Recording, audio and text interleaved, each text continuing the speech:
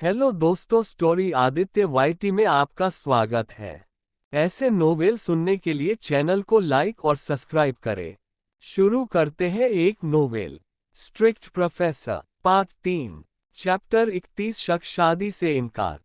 UV ने उस काले अंधेरे को एकटक देखते हुए कहा, आखिर तुमने अपना वादा तोड़ ही दिया, और मैं तुम्हें वो वादा तोड़ने से रोक भी नहीं पाया।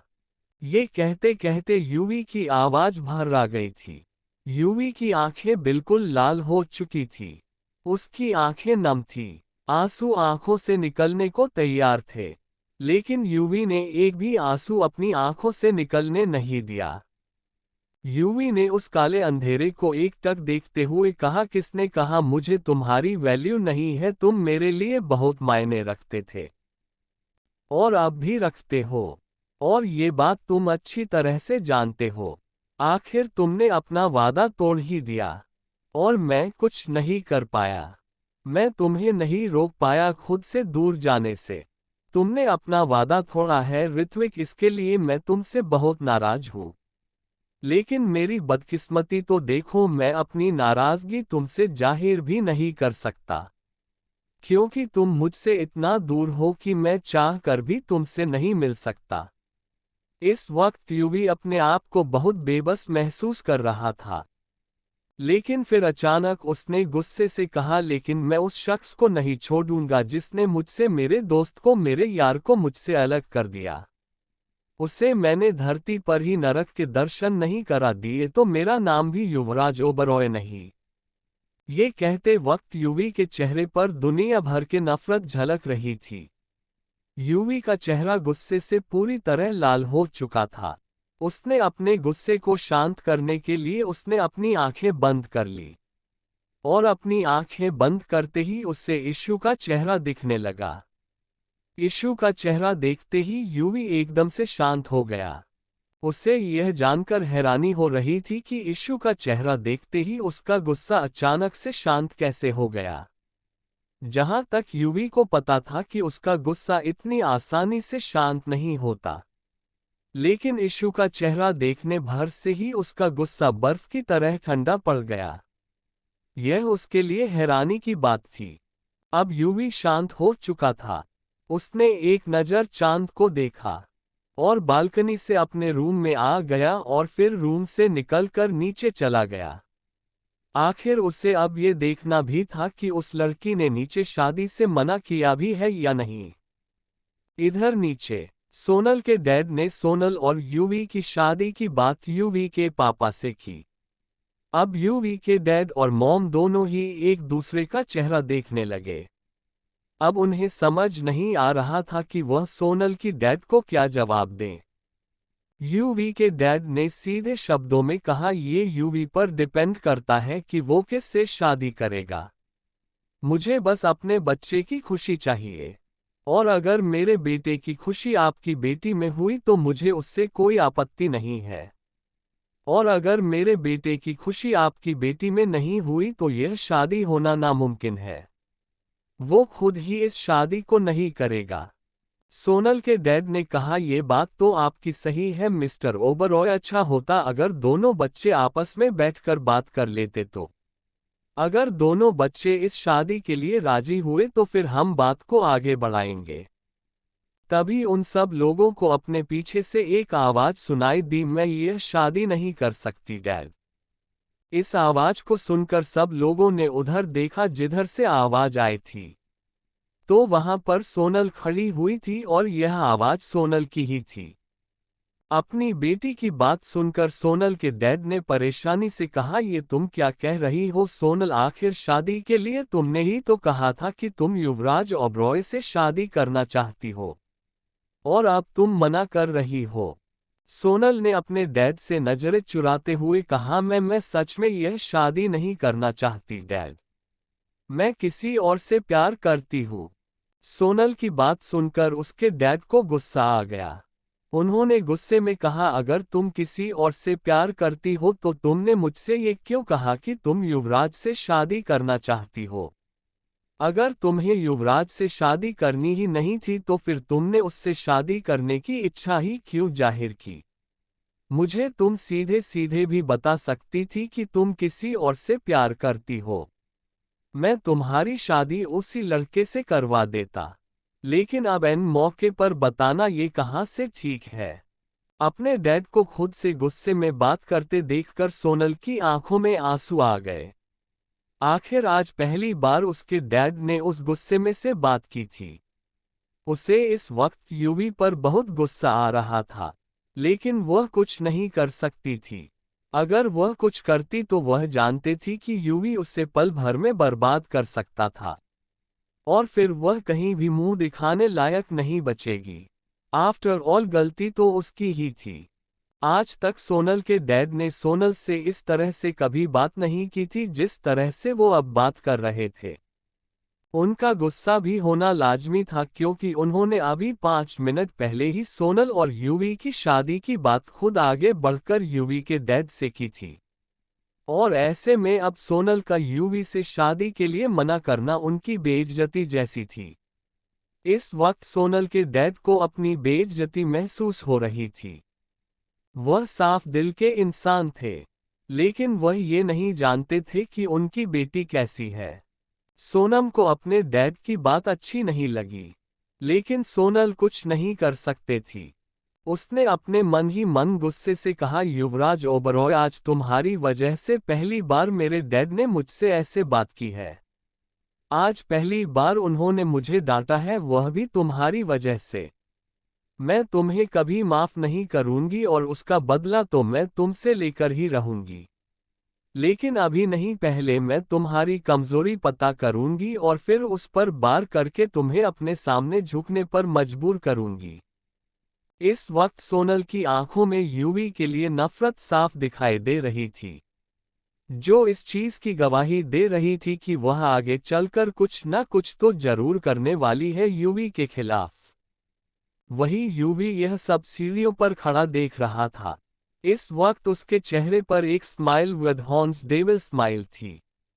यूवी चलते हुए नीचे आया और उसने अपने चेहरे के एक्सप्रेशन बिल्कुल नॉर्मल कर लिए और उसने अनजान बनते हुए कहा, क्या हो रहा है यहाँ। वही उसे ऐसे अनजान बनते हुए देखकर सोनल उसे घूरने लगी, लेकिन यूवी ने उसे फूली इग्नोर किया, जैसे वो यहाँ एक्सिस्ट ही ना करती हो। वही यूवी की मॉम ने अपने मन ही मन कहा, अच्छा हुआ जो इस लड़की ने खुद ही मना कर दिया, वरना मैं खुद मना कर देती। इसे तो कपड़े पहनने की भी सेंस नहीं है कि कौन से कपड़े कहाँ पहने जाते हैं। मुझे क्या पता था कि ये लड़की ऐसी निकलेगी, और बड़ों का लिहाज कैसे करना है इस लड़की को तो ये भी नहीं मालूम। हमारे यहाँ इंडिया में अगर कोई भी अपने रिलेटिव्स के यहाँ जाता है या फैमिली डिनर पर जाता है, तो बच्चे सबसे पहले बड़ों के पैर छूते हैं। लेकिन यहाँ इसने तो ना ही बड़ों के पैर छुए और ना ही नमस्ते किया। फिर यूवी की मॉम ने सोनल की तरफ देखा जो इस वक्त युवराज को घूर रही थी। जब उसने सोनम को ऐसे युवराज की तरफ घूरते हुए पाया तो उसे कुछ शक हुआ। उसने अब की तरफ देखा तो पाया कि वह इस वक्त एकदम रिलैक्स था, जैसे उसे पहले से ही पता हो कि यह सब होने वाला है। यूवी की मॉम ने फिर सोनल की तरफ देखा। सोनल की हालत देखकर उसे अब यूवी पर शक हो रहा था कि जरूर हो ना हो यूवी ने ही उससे कुछ कहा होगा जिससे वह इस शादी के लिए मना कर रही है। आखिरकार गीता जी अपने अपने बेटे की रग रग से वाकिफ जो थी, लेकिन इस बार उन्हें यूवी पर गुस्सा नहीं आया क्योंकि वह तो खुश थी कि अब उसके बेटे की शादी इस लड़की से नहीं होने जा रही है। सोनल के डैड सोनल की इस हरकत से नाराज थे और उन्हें अपनी बेइज्जती भी महसूस हो रही थी। इसलिए उन्होंने यूवी के डैड के आगे अपने हाथ जोड़ लिए और कहा, माफ करना मिस्टर ओबरॉय, मैं अपनी बेटी की तरफ से आपसे माफी मांगता हूं। आखिर वह पहले ये सब बता देती तो आज इतना सब कुछ नहीं होता। इतना कहकर उन्होंने अपना सर झुका लिया। जब यशराज जी ने उन्हें ऐसे सर झुकाते हुए देखा तो उन्होंने सोनल के डैड से कहा, इसमें आपकी कोई गलती नहीं है तो आप क्यों माफी मांग रहे हैं, बल्कि यह तो अच्छा ही हुआ कि सोनल ने पहले ही बता दिया कि वो ये शादी नहीं करना चाहती। अगर यह सब बात में पता लगा होता तो जरूर गड़बड़ हो सकती थी। आखिर दो परिवारों के रिश्ते खराब हो जाते हैं और बच्चों की जिंदगी भी। थोड़ी देर बाद ओबरॉय मैंशन में इस वक्त सभी सोफे पर बैठे हुए थे। उमर सोनल और सोनल के डैड ओबरॉय मैंशन से जा चुके थे। यूवी इस वक्त सोफे पर किसी राजा की तरह बैठा हुआ था। उसने अपनी आंखें बंद कर रखी थी। वही उसके सारे घर वाले उसे ही देख रहे थे। देख क्या रहे थे? घूर रहे थे। चैप्टर 32 यूवी के कमरे में ईशू यलोब को शक करना। यूवी को उन सब की नजरें बखूबी अपने चेहरे पर फील हो रही थी, लेकिन उसने कुछ नहीं कहा। लेकिन जब उससे लगातार सबकी नजरें अपने चेहरे पर फील हुई तो उसने अपनी आंखें बंद किए ही नॉर्मली कहा, व्हाट हैपेंड? आप सब मुझे ऐसे क्यों देख रहे हैं? यूवी की मॉम ने अपनी शकी नजरों से यूवी को देखते हुए कहा, ऐसा क्या कहा तुमने उस लड़की से जो उसने शादी से मना ही कर दिया? उनकी बात सुनकर यूवी ने अपनी आंखें खोली और अपनी को देखा। उसने अपनी मॉम को देखते हुए कहा, आपको कैसे पता कि मैंने ही उससे कुछ कहा है? तो उसकी मॉम ने एटीट्यूड से कहा, मैंने उस लड़की को ऊपर जाते हुए देख लिया था और वैसे भी माँ हूँ मैं, तेरी रग रग से वाकिफ हूँ मैं, इसलिए अब चुपचाप बता ऐसा क्या कहा तुमने उस लड़की से जो उसने सीधे शादी से मना ही कर दिया? उसने अपनी मॉम को देखते हुए devil smile with horn smile के साथ कहा, आपको क्या लगता है? उसकी मॉम ने मुंह बनाकर कहा, मुझे पता होता तो तुमसे थोड़ी ना पूछती। यूवी ने नॉर्मली कहा, मैंने उसे उसका आईना दिखा। मॉम अब बहुत हुई बातें, काफी रात हो गई है, अब आप सबको सो जाना चाहिए। इतना कहकर यूवी सोफे से खड़ा हुआ और अपने कमरे की तरफ जाने लगा। तो उसकी मॉम ने उसे खाना खाने के लिए कहा। तो यूवी ने उन्हें बताया कि वो पहले ही खाना खा कर आया है। अब उसकी मॉम ने कुछ नहीं कहा और सब अपने अपने रूम में चले गए। यूवी का कमरा। यूवी अपने कमरे में आया और सीधे बेड पर जाकर बेड पर लेट गया। उसे बेड पर लेटे हुए थोड़ी ही देर हुई होगी कि तभी उसे ऐसा महसूस हुआ जैसे उसके बेड पर उसके सिवाय कोई और भी है। ये महसूस करते ही यूवी अलर्ट हो गया। वो झटके से अपने बेड से उठ खड़ा हुआ और जो उसने देखा उसकी आंखें फटी की फटी रह गई। यूवी शॉक में खड़ा था। उसे उसकी आंखों पर यकीन ही नहीं हो रहा था। उसने सामने देखा कि उसके बेड पर इशू बैठी हुई है, जो मुस्कुराते हुए उसे ही देख रही थी। यूवी उसे यहाँ देखकर शॉक था। इशू ने इस वक्त वाइट कलर की एक ऑफ शोल्डर फ्रॉक पहनी हुई थी, जिसमें वो किसी एंजल से कम नहीं लग रही थी। यूवी उसे ऐसे देखकर अपनी पलकें तक झपकाना भूल गया था, क्योंकि वो सच में इतनी सुंदर लग रही थी। यूवी उसमें पूरी तरह से खो गया था। लेकिन यूवी जल्दी से अपने होश में आया और उसने हैरान होते हुए इशू से पूछा। उसने हैरानी से कहा, तुम ये यहाँ क्या कर रही हो? यूवी यह सब बोलते हुए अटक अटक कर बोल रहा था। उसे ऐसे देखकर इशू उसके बेड से खड़ी हो गई और यूवी की तरफ बढ़ने लगी। यूवी की धड़कनें उसे अपने पास आता देख बढ़ने लगी थी। उसने अपने दिल चमकता दिल पर हाथ रख लिया। इशू ने यूवी को दिल चमकता दिल पर हाथ रखते देखा तो उसने यूवी को देखते हुए मासूमियत स्माइलिंग फेस फ्लश्ड से कहा, क्या हुआ? आपने अपना हाथ यहाँ क्यों रख दिया? क्या आपको यहाँ दर्द हो रहा है? इतना कहते हुए इशू ने यूवी के हाथ के ऊपर अपना हाथ रख दिया जो इस वक्त यूवी के सीने पर था। उसके ऐसा करने से यूवी को धड़कने मानो रोलर कोस्टर की तरफ चलने लगी। यूवी को कुछ ना बोलता देख इशू ने दोबारा कहा, क्या हुआ? आप कुछ बोल क्यों नहीं रहे? क्या आपको दर्द हो रहा है? इतना कहते हुए इशू ने यूवी का हाथ वहां से हटाकर खुद अपना हाथ यूवी के दिल पर रख दिया और उसके सीने को अपने हल्के हल्के हाथों से सहलाने लगी। उसके ऐसा करने से यूवी को तो सांसें हो अटक गई थी। उसने इशू के हाथ के ऊपर अपना हाथ रख दिया, जिससे वो इस वक्त यूवी के सीने को सहला रही थी। और वही यीशु के हाथ का स्पर्श पाकर यूवी के दिल चमकता दिल की धड़कनों का शोर बढ़ गया। यूवी ने अपनी आंखें बंद कर ली और अपना सर ना में हिला दिया। यूवी को ना में सर हिलाता देख यीशु ने उसके दिल की तरफ अपना हाथ मूव करते हुए कहा, तो फिर ये इतना शोर क्यों कर रहा है? यीशु के ऐसा करने से यूवी की सांसें तेज चलने लगी।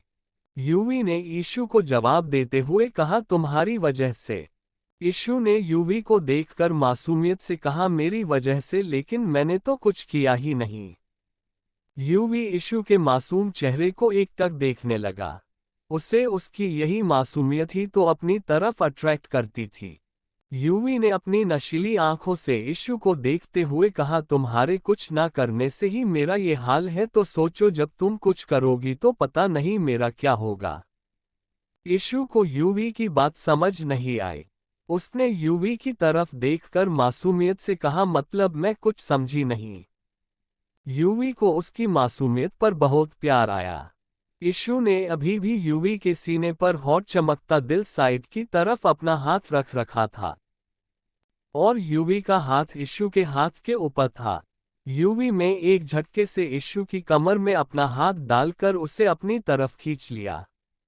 उसके ऐसा करने से यीशु संभल नहीं पाए और यूवी के सीने से जा लगी।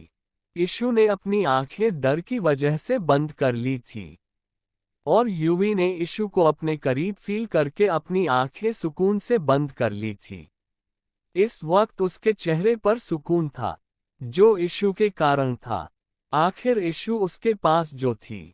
यीशु के दोनों हाथ अब यूवी के सीने पर आ गए थे और वो खुद यूवी के सीने से लगी खड़ी थी और यूवी के दोनों हाथ फिलहाल यीशु की कमर पर थे। उसने पूरी तरह यीशु को अपनी बाहों में भर रखा था। यीशु को अपने पास महसूस करके यूवी को बहुत अच्छा फील हो रहा था। आज जो सोनल की वजह से उसका मूड खराब हुआ था, वो इस वक्त यीशु को अपने पास महसूस करके उसका मूड बिल्कुल अच्छा हो गया था। यीशु से बहुत ही अच्छी महक आ रही थी, जिस वजह से यूवी अपने चेहरे को यीशु की नेक के पास ले जाकर स्माइल करने लगा। यूवी यीशु की नेक को स्मेल कर रहा था। उसे ऐसा करना बहुत अच्छा लग रहा था। यीशु ने यूवी को ऐसे करते देखा तो उसने अपनी धीमी मगर सॉफ्ट आवाज में कहा, क्या हुआ, आप ऐसा क्यों कर रहे हैं? यूवी ने अपनी मदहोशी भरी आवाज में पीहू की नेक को स्मेल करते हुए इसके कान में धीरे से कहा, your fragrance making me crazy. ये कहते हुए यूवी के होठ यीशु के कान से टच हो रहे थे। यूवी ने अपनी बात खत्म करते ही यीशु के ईयरलोब को अपने होठों के बीच ले लिया और उसे सक करने लगा। उसके ऐसे करने से यीशु ने अपने शोल्डर को उचकाते हुए यूवी के फेस को हटाने की कोशिश की, लेकिन यूवी उसके ईयरलोब को सक करता रहा। यीशु ने यूवी को हटाने को कोशिश करते हुए कहा, हटिए ना, मुंह मुझे गुदगुदी हो रही है। यीशु के ऐसा करने से यूवी उसके ईयरलोब को छोड़ उसे देखने लगा। उसने धीरे से अपने फेस को यीशु के करीब ले जाकर उसकी गर्दन में अपना चेहरा छुपा लिया। उसके ऐसा करने से यीशु ने कहा, आप क्या कर रहे हैं, आपकी बियर्ड चुभ रही है। उसके ऐसा कहने पर भी यूवी ने उसकी गर्दन में अपने फेस को वैसे ही छुपाए रखा और कहा, हिलो मत, वरना ऐसे ही मेरी बियर आपको चुभती रहेगी। उसके ऐसा कहने से यीशु एकदम शांत खड़ी हो गई, तो उसे ऐसे शांत खड़ा देखकर यूवी बस मुस्कुरा दिया। यूवी ने यीशु को ऐसे ही गले लगाए हुए ही पूछा, वैसे तुम यहाँ क्या कर रही हो? यीशु ने कहा, वो मुझे आपकी याद आ रही थी, इसलिए आपसे मिलने चली आई। यीशु ने इस बार यूवी से पूछा, क्या हुआ, क्या मेरा यहाँ आना आपको अच्छा नहीं लगा? यूवी ने यीशु के गर्दन पर अपने होठों को रगड़ते हुए कहा, मैंने ऐसा कब कहा कि मुझे तुम्हारा ऐसे आना अच्छा नहीं लगा? मैं तो ये कह रहा हूँ कि ऐसे इतनी रात को आना सेफ नहीं है ना। एक मिनट। इतना कहते ही यूवी ईशा से अलग हो गया और उसने उसे देखते हुए ही पूछा, क्या तुम यहाँ अकेली आए हो, और अगर आए हो भी तो तुम अंदर कैसे आए, और तुम्हें मेरे घर के बारे में कैसे पता चला कि मेरा घर कहाँ है? यूवी ने कई सारे सवाल एक साथ एक ही सांस में पूछ डाले। यीशु ने यूवी के सवाल को सुनते ही अपना मुंह बना लिया और यूवी से मुंह बनाकर कहा, इतने सारे सवाल एक साथ कौन पूछता है? यूवी ने जब उसे ऐसे मुंह बनाते हुए देखा तो उसने यीशु की नाक हल्के से खींचते कहा, मैं पूछता हूँ। अब बताओ तुम कैसे आए यहाँ पर? यीशु ने मासूमियत से अपनी नाक सहलाते हुए कहा, आह दर्द होता है, ऐसे मत खींचा करो, ऐसे खींचने से अगर मेरी नाक लटक गई तो। इतना कहकर उसने अपना चेहरा मासूम सा बना लिया। वही यीशु की बात सुनकर यूवी को हंसी आ गई। उसने हंसते हुए कहा, किसने कहा ऐसे नाक खींचने से नाक लटक जाती है? ऐसे खींचने से नाक नहीं लटकती। यीशु ने मुंह बनाकर कहा, अरे लटकती है, जैसे गाल खींचने से गाल लटक जाते हैं वैसे ही नाक खींचने से नाक लटक जाती है। चैप्टर 33 पैरों से। यीशु की बात सुनकर यूवी को हंसी आ गई। उसने हंसते कोल्ड स्वेट स्माइल कहा, अच्छा और ये थियरी तुम्हें किसने बताई? यीशु ने मासूमियत से कहा, किसने बताई का क्या मतलब है? मेरी खुद की थियरी है और यह एकदम सही है। यूवी ने हंसते हुए कहा, अच्छा लेकिन गलत भी तो हो सकती है। यीशु ने मुंह फुलाते हुए कहा, नहीं मेरी थियरी कभी गलत नहीं होती। यूवी ने यीशु के नाक पर टैप करते हुए कहा, चलो ठीक है, मान लिया कि तुम्हारी कोई भी थियरी गलत नहीं होती।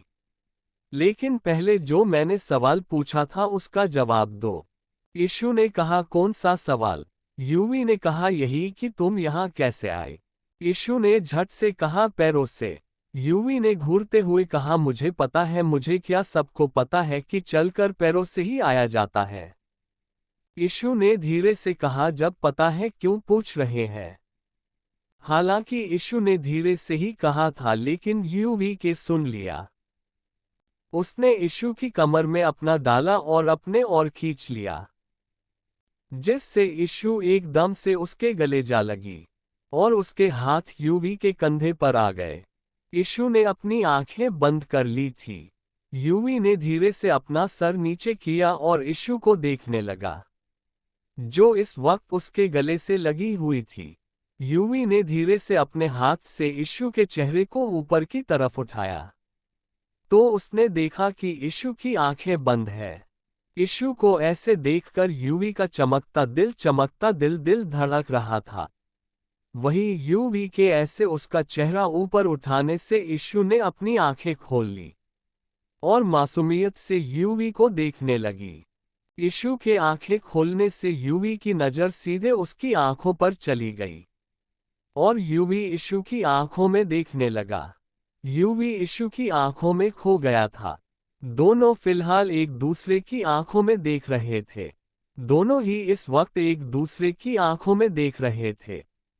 तभी यीशु को एक शरारत सूझी और तभी यीशु ने यूवी को धक्का दिया और उससे अलग हो गई। इसके ऐसे धक्का देने से यूवी होश में आया और यीशु को देखने लगा, जो मुस्कुराते हुए उसे ही देख रही थी। यूवी यीशु की तरफ बढ़ने लगा तो यीशु वहां से हट गई। अब यूवी उधर बढ़ने लगा तो यीशु वहां से भी हट गई। ऐसे ही यूवी जब भी यीशु की तरफ बढ़ता तो वो वहां से दौड़कर दूसरी जगह चली जाती और यूवी उसे नहीं पकड़ पाता और यूवी के पकड़ने से वो खिलखिलाकर हंसने लगती। यीशु को हंसता हुआ देखकर यूवी यीशु में ही खो गया और अनजाने में ही उसके लब मुस्कुरा दिए, जिसका उसे खुद भी एहसास नहीं था। वही यीशु हंसने में ही बिजी थी कि यूवी झट से आगे बढ़ा और उसने झट से उसे पकड़ लिया। लेकिन पकड़ने के चक्कर में यूवी का बैलेंस बिगड़ गया और वो पास ही रखे बेड पर गिर गए। यीशु इस वक्त नीचे थी और यूवी यीशु के ऊपर। यीशु ने डर की वजह से अपनी आंखें बंद कर ली थी। वही यूवी बड़ी ही फुर्सत से यीशु को देख रहा था। जब यीशु को लगा कि उसे चोट नहीं लगी तो उसने अपनी आंखें खोली। आंखें खोलते ही यीशु की आंखें यूवी की आंखों से मिल गई और वही यूवी तो उसकी आंखों में और उसके मासूम चेहरे में एकदम खोसा गया था। यीशु ने डर की वजह से अपनी आंखें बंद कर ली थी। वही यूवी बड़ी ही फुर्सत से यीशु को देख रहा था। जब यीशु को लगा कि उसे चोट नहीं लगी तो उसने अपनी आंखें खोली। आंखें खोलते ही यीशु की आंखें यूवी की आंखों से मिल गई, और वही यूवी तो उसकी आंखों में और उसके मासूम चेहरे में एकदम खोसा गया था। यूवी को ऐसे खोया हुआ देखकर यीशु ने उसे आवाज दी, लेकिन यूवी पर तो जैसे असर ही नहीं हुआ। चैप्टर 34 मैं अपनी प्रॉपर्टी आपको नहीं दूंगी सपना। यूवी इस वक्त ईशा की आंखों में पूरी तरह से डूब चुका था। इसे ये भी होश नहीं था कि ईशा उससे कुछ कह रही है। जब ईशा ने देखा कि उसके जगाने से उस पर कोई भी असर नहीं हुआ तो उसने यूवी को कंधे से पकड़कर हिलाया। तब कहीं यूवी अपने होश में आया। यीशु इस वक्त यूवी के नीचे दबी हुई थी। उसने यूवी से मुंह बनाते हुए कहा, ये आप बार कहाँ खो जाते हैं? मैंने कितनी बार आपको आवाज दी लेकिन आपने सुना ही नहीं। यीशु यूवी से अपनी प्यारी प्यारी शिकायतें कर रही थी, और यूवी अपने चेहरे पर स्माइल लिए उसे देख रहा था। जब यीशु ने देखा कि यूवी जवाब देने के बजाय हंस रहा है, तो उसका मुंह बन गया। अब उसने यूवी से चिढ़ते हुए कहा, उठिए। वही यीशु ने क्या कहा यूवी को समझ नहीं आया, तो उसने उससे दोबारा से पूछा, क्या? यीशु ने कहा, मैंने कहा उठिए, मेरे ऊपर से आप बहुत भारी है। अगर थोड़ी देर और आप ऐसे ही रहे तो मेरा कचुम्बर बन जाना है। यीशु ने कहने के साथ अपना पाउट बना लिया था, जिससे वो बहुत क्यूट लग रही थी। उसे ऐसे देखकर यूवी की नज़र उसके होठों पर टिक गई। जब यूवी ने कोई जवाब नहीं दिया तो इस बार यीशु ने दोबारा कहा, अरे उठिए ना उठिए, मैंने कहा उठिए, मेरे ऊपर से आप बहुत भारी है। और मुझे अपने नीचे दबाकर मारने का इरादा है क्या? वही यूवी जो यीशु की प्यारी प्यारी शिकायतें सुन रहा था। जब उसने लास्ट वाली बात सुनी तो उसने अपनी आंखें छोटी कर ली, माना कि वो यीशु के ऊपर था, लेकिन उसने अपने हाथ के सहारे से खुद को संभाले हुए था। उसे पता था कि यीशु इसका वजन नहीं संभाल पाएगी, लेकिन यहाँ तो उसने सीधा सीधा कह दिया कि उसने उसे अपने नीचे दबा रखा है। यूवी ने अपनी आंखें छोटी करते हुए कहा, अच्छा, मैंने तुम्हें अपने नीचे दबा रखा है। यूवी के ऐसा कहने से यीशु ने जल्दी से अपना सर हाँ में 2-3 बार हिला दिया, जिससे अब यूवी आंखें और छोटी हो गई। उसने वैसे ही यीशु को देखकर कहा, ठीक है, फिर अब जब तुम मुझे उस बात के लिए ब्लेम कर रही हो जो मैंने की ही नहीं, तो क्यों ना वो मैं कर ही दूं। वही यीशु उसे कंफ्यूजन में देखने लगी। जाहिर है उसे उसकी बात नहीं समझ आई थी। यूवी ने जब उसे खुद की तरफ कंफ्यूजन में देखते हुए पाया तो उसने कहा, क्या हुआ, समझ नहीं आया? तो यीशु ने अपना सर ना में हिला दिया। तो यूवी ने डेविल स्माइल के साथ कहा, कोई बात नहीं, अभी समझ आ जाएगा। वही यीशु आगे कुछ रिएक्ट करती यूवी ने अपना सारा वजन के ऊपर छोड़ दिया। उसके ऐसा करने से यीशु की आंखें बड़ी बड़ी हो गई। उसने यूवी से अपनी आंखें बड़ी बड़ी किए हुए ही कहा, ये क्या कर रहे हैं आप तो सच में भारी है। ऐसे तो मैं नीचे दब ही जाऊंगी। यूवी ने चिढ़ते हुए यीशु को देखा और कहा, तुमने मुझे भारी कहा, तुम्हें क्या मैं मोटा लगता हूँ? यीशु ने यूवी के नीचे दबे हुए ही मुंह बनाते हुए कहा, हाँ आप हैं मोटे, इसमें लगने वाली क्या बात है? यूवी ने चिढ़ते हुए कहा, ओह हिलो, इससे मोटा नहीं फिट रहना कहते हैं, समझी? लड़कियां मरती मुझ पर, मेरी बॉडी पर। यीशु ने मुंह बनाते हुए कहा, क्यों आप नहाते नहीं है क्या? यूवी ने चिढ़ते हुए कहा, मैं डेली नहाता हूँ, समझी? इनफैक्ट मैं दिन में 2 बार नहाता हूँ। यीशु ने अपना मुंह बना लिया। उसने अपने होठों का पाउट बनाते हुए कहा, हाँ नहाते होंगे, मुझे क्या, लेकिन आप मुझ पर से उठिए। यूवी ने उसके पाउट को देखा तो उसकी नज़र वहीं रह गई। यूवी ने यीशु के दोनों हाथों को अपने दोनों हाथों से पकड़ लिया और यीशु के पाउट को देखते हुए कहा, ठीक है, उठ जाऊंगा, लेकिन उसके लिए मुझे क्या मिलेगा? यीशु ने मासूमियत से कहा, सच्ची, जो आप मांगोगे मैं आपको वो दे दूंगी। फिर तो आप उठ जाएंगे ना। यूवी ने अपना सर हाँ में हिला दिया। तो इशू ने यूवी से मासूमियत से कहा, तो आपको क्या चाहिए? यूवी ने इशू के होठों को देखते हुए कहा, पक्का जो मैं मांगूंगा वो तुम दोगी। देख लो कभी बाद में मना कर दो वो चीज देने से। इशू ने कहा, नहीं मैं मना नहीं करूंगी। आप मांगो जो आपको मांगना है। अगर वो मेरे पास हुआ तो पक्का वो मैं आपको दे दूंगी, 1 मिनट। इशू के ये कहते ही यूवी उसे देखने लगा। इशू ने अपन छोटा सा दिमाग लगाया और यूवी से अपनी आंखें छोटी करते हुए कहा, 1 मिनट, कहीं आप मुझसे मेरी प्रॉपर्टी तो नहीं मांगने वाले ना? देखिए मैं आपको पहले ही बता रही हूं, मैं मेरी प्रॉपर्टी आपको नहीं देने वाली। आखिर वो मेरी इकलौती प्रॉपर्टी है। वही यूवी उसे हैरानी से देखने लगा। ये लड़की क्या क्या सोच रही थी? यूवी का दिल कह रहा था कि वो उसकी बेवकूफ़ी पर हंसे या रोए। यूवी ने अपने मन ही मन कहा, प्रॉपर्टी? सीरियसली, क्या मेरे पास मेरी प्रॉपर्टी नहीं है क्या जो मैं इसकी प्रॉपर्टी मांगूंगा? और प्रॉपर्टी तो प्रॉपर्टी होती है, वो कब से इकलौती होने लगी। वही यूवी को ऐसे सोच में डूबा हुआ देखकर इशू को लगा जैसे वो सोच रही है वो सब सच ही है। यूवी सच में उसकी प्रॉपर्टी ही लेना चाहता है। ये सोचते ही उसने अपनी बड़ी बड़ी आंखों को छोटा कर लिया और यूवी को घूरने लगी। उसने यूवी को धमकाते हुए कहा, देखो जो तुम ये सोच रहे हो ना बिल्कुल गलत है। मैं पहले ही बता रही हूं, मैं तुम्हें अपनी प्रॉपर्टी नहीं देने वाली। यूवी ने इशू को बात पर चिढ़ते हुए कहा, मुझे तुम्हारी प्रॉपर्टी नहीं चाहिए, मेरे पास मेरी प्रॉपर्टी बहुत है और वैसे भी मेरी प्रॉपर्टी के आगे तुम्हारी प्रॉपर्टी कुछ भी नहीं होगी। अब अपना ये छोटे सा दिमाग लगाना बंद करो। पहले ही तुम्हारे पास कम है और अब जब तुम उसे यूज कर लोगी फिर तुम्हारे पास कुछ भी नहीं बचेगा।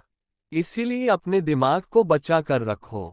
वहीं इशू ने जब सुना कि यूवी उसकी प्रॉपर्टी नहीं लेना चाहता तब उसने चैन की सांस ली। लेकिन तभी यूवी की आगे की बात सुनकर उसकी आंखें छोटी हो गई। उसने अपनी आंखें छोटी करते हुए कहा, आपके कहने का मतलब क्या है? क्या मेरे पास दिमाग नहीं है? यूवी ने कहा, मैंने कब कहा तुम्हारे पास दिमाग नहीं है? मैंने तो बस तुम्हें यही कहा कि तुम्हारे पास दिमाग थोड़ा कम है और जब तुम उसे यूज करोगी तो तुम्हारे पास कुछ नहीं बचेगा। इसलिए अपना दिमाग अपने पास बचा कर रखो। मैंने बस तुमसे यही कहा था। मैंने ऐसा तो कहा ही नहीं कि तुम्हारे पास दिमाग नहीं है।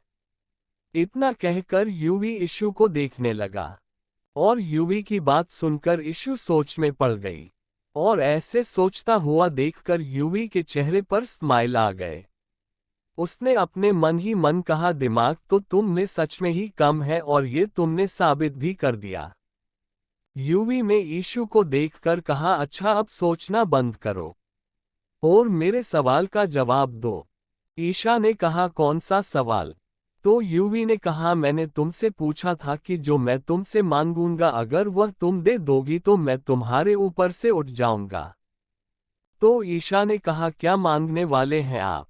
यूवी ने कहा, ऐसे नहीं, पहले अपनी आंखें बंद करो। ईशा ने कहा, क्यों? तो यूवी ने कहा, पहले तुम अपनी आंखें तो बंद करो। जो चीज मैं मांगने वाला हूं वो मैं अपने आप ले लूंगा। अब ईशा ने कोई ना नुकुर ना करते हुए अपनी आंखें बंद कर ली और वही यूवी के चेहरे पर ईशा की आंखों को बंद देखकर एक प्यारी सी मुस्कुराहट आ गई। उसने अपनी नजरें ईशा के होठों पर टिका दी। यूवी एकटक इशू के होठों को देख रहा था। यूवी को ईशा के होठ बहुत लुभावने लग रहे थे। ईशा के रेड चमकता दिल हॉट शेप होठ अपनी तरफ अट्रैक्ट कर रहे थे जिससे यूवी का ध्यान उसके होठों से हट ही नहीं रहा था। यूवी का मन कर रहा था कि वो इशू के होठों को अपने होठों की कैद में ले ले और उन पर अपनी मोहर लगा दे। यूवी ने अपनी आंखें बंद कर ली और अपने होठों को इशू के होठों की तरफ बढ़ाने लगा। अब यूवी और ईशा के होठों के बीच काफी कम दूरी थी। यूवी ने अपनी आंखें खोली और अपनी इंटेंस नजरों से इशू के होठों को देखने लगा। यूवी ने अपने होठों को इशू के होठों की तरफ बढ़ा दिया। वो उसके होठों को बस चूमने ही वाला था कि तभी एक धड़ाम की आवाज आई। यूवी ने देखा कि वो बेड से नीचे गिरा हुआ है और उसके हाथों में इस वक्त एक पिलो था। वो अपने चारों तरफ हैरानी फ्लश्ड से देखने लगा। यूवी खड़ा हुआ और अपने बेड की तरफ देखने लगा, तो वहां इशू नहीं थी। बेड पूरी तरह से खाली था। वो हैरानी से अपने कमरे में अपनी नजरें दौड़ाने लगा, लेकिन उसे इशू कहीं नहीं दिखी। वो नीचे से खड़ा हुआ और हैरानी से अपने बालों में हाथ फेरने लगा। यूवी ने हैरानी फ्लश्ड से अपने बालों में हाथ फेरते हुए कहा, कर क्या ये सपना था? क्या मैं सपना देख रहा था? क्या मैं अपने में उसे इमेजिन कर रहा था और मतलब मैं सपने में उसे किस करने वाला था? मतलब ये सब एक सपना था। इतना कहते ही यूवी अपने बेड पर बैठ गया और अपने चेहरे और बालों में हाथ फेरने लगा।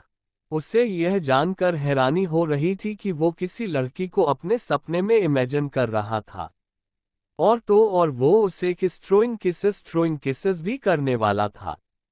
यूवी को अपने ऊपर यकीन नहीं हो रहा था। चैप्टर 35 यूवी का इश्यू को इग्नोर करना। यूवी इस वक्त अपने सर पर हाथ रखे हुए अपने बेड पर बैठा हुआ था। उसे यह यकीन करना मुश्किल हो रहा था कि वह अपने सपने में किसी लड़की को किस करने वाला था, वह भी उस लड़की को जो उससे काफी छोटी है। यूवी को खुद पर हैरानी हो रही थी कि वो वैसे कैसे सोच सकता है। वह ऐसा तो बिल्कुल नहीं था। उसने कहा, मैं उसे किस करने वाला था, लेकिन की किस हुई भी तो नहीं ना।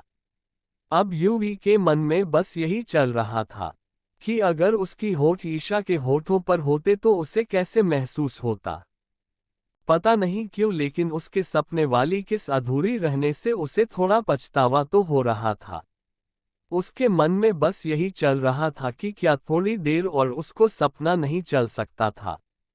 ये ख्याल आते ही यूवी ने अपना सर झटका और अपना सर पकड़कर बैठ गया। उसे खुद पर हैरानी हो रही थी कि वह सब ऐसे कैसे सोच सकता है। यहाँ तक कि वो ये भी सोच रहा था कि काश उसकी किस अधूरी नहीं रहती। उसे खुद के लिए बहुत हैरानी हो रही थी। ये सब उसके खुद के लिए भी बहुत शॉकिंग था। यूवी ने अपनी मन ही मन कहा, stop it UV, control yourself, तुम ऐसा नहीं सोच सकते। वो बहुत छोटी है। मुझे यकीन नहीं हो रहा कि मैं ये सब सोच कैसे सकता हूँ। वो मेरी स्टूडेंट है। मुझे उसके बारे में ऐसा नहीं सोचना चाहिए। ये गलत है। जो रिश्ता फिलहाल हम दोनों के बीच स्टूडेंट और टीचर का है, वही रहे तो ही ठीक है, क्योंकि मैं अपनी लाइफ में किसी को भी शामिल नहीं करना चाहता। मुझे सिर्फ और सिर्फ अपने मकसद पर ध्यान देना है। मुझे अपनी लाइफ में ना तो वह चीज़ चाहिए और ना ही वह इंसान चाहिए जो मुझे मेरे मकसद से भटकने पर मजबूर करे। मुझे उस चीज़ और इंसान से दूर ही रहना है जो मुझे मेरे और मेरे मकसद के बीच में आएगी। बस अब मैं और उससे लड़की के बारे में नहीं सोचूंगा।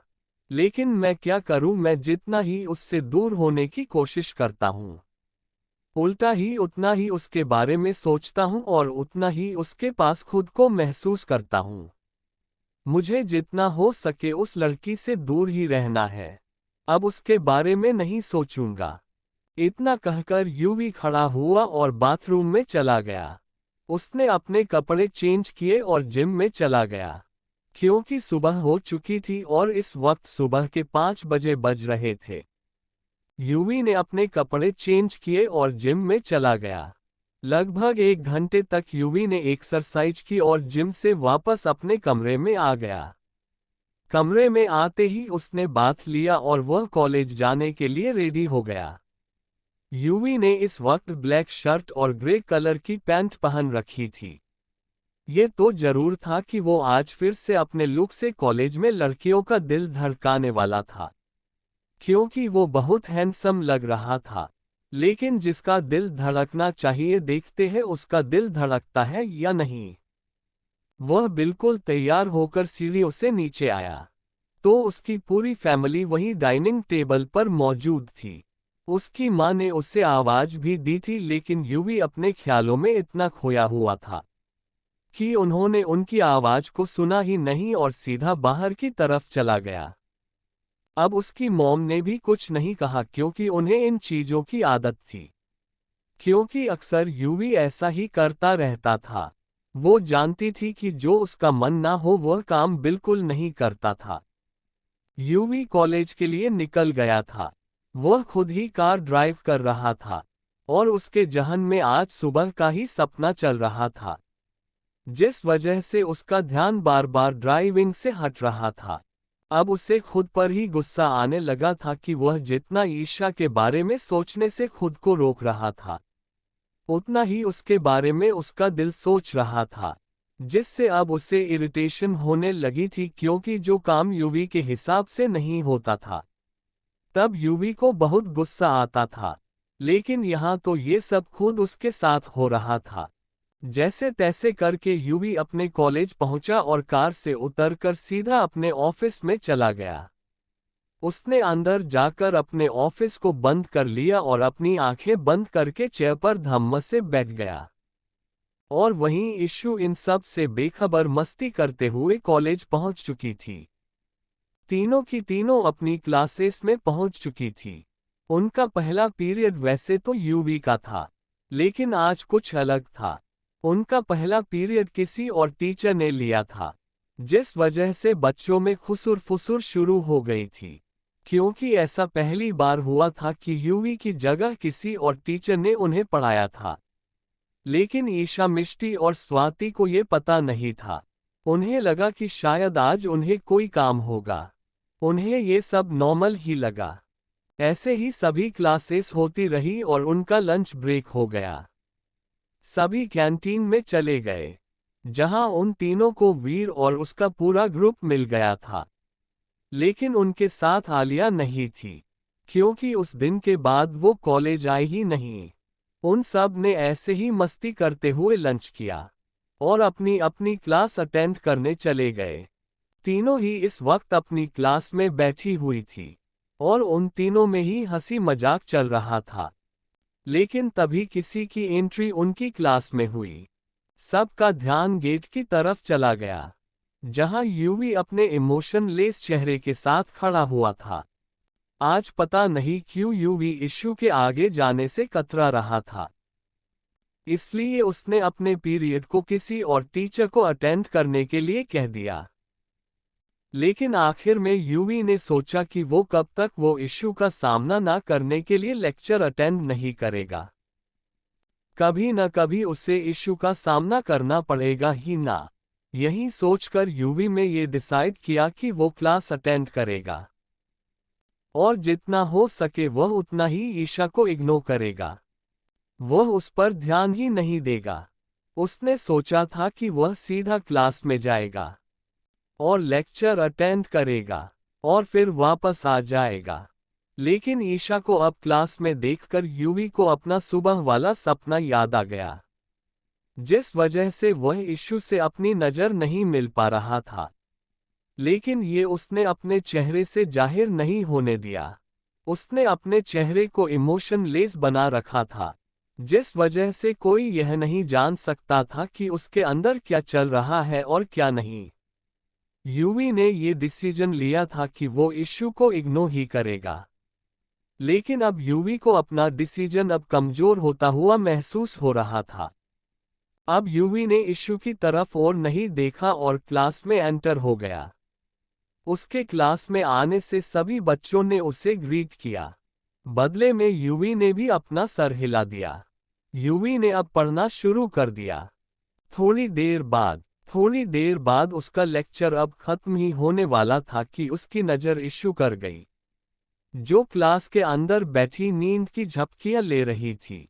यूवी उसे ऐसे देखकर उसे ही एक तक देखने लगा। उसकी आंखें छोटी हो गई थी उसके मन में बस यही चल रहा था कि कैसे ये लड़की उसका चैन सुख छीन कर कैसे अब मजे से क्लास में नींद की झपकियां ले रही है। ये सोचते ही वो अपनी आंखें छोटी किए हुए उसे देख रहा था। उसने अपनी कड़कदार आवाज में कहा, क्या हो रहा है ये? यूवी के ऐसा कहने से सभी उसे देखने लगे। सभी बच्चों की नजर अब यूवी पर गई। सबने देखा कि यूवी एक जगह देखते हुए घूर रहा है।